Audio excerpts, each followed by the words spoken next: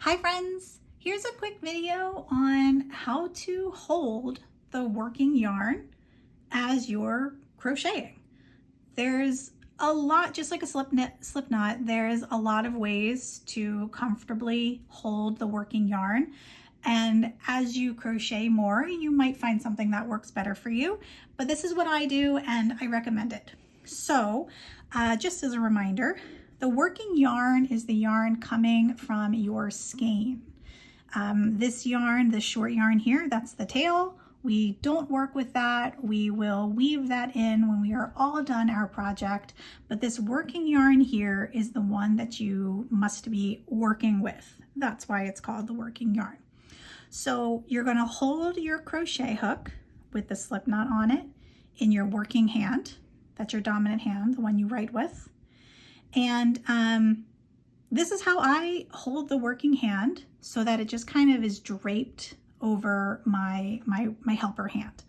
So I like to have it kind of go like behind, or I guess over the back of my pinky finger, but then over my ring and my middle finger, then behind my pointer finger, but then over my pointer finger. So if you see from the back of my hand, it's only over my pinky and my pointer, my pinky and my pointer.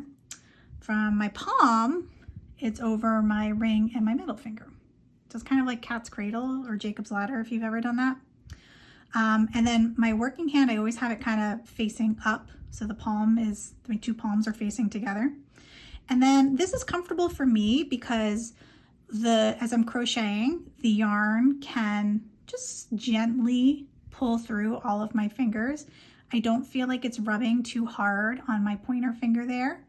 But then I can also pinch my fingers if I need to tighten the grip, if I need the yarn to pull slowly through my fingers. Like maybe I'm really watching my tension and I don't want it to be too loose. So I have a lot of versatility. Like, look, I can pull it really quickly because my fingers are separated. If I tighten them, it doesn't pull as quickly. In fact, it's kind of rubbing a little bit. It's not super comfortable.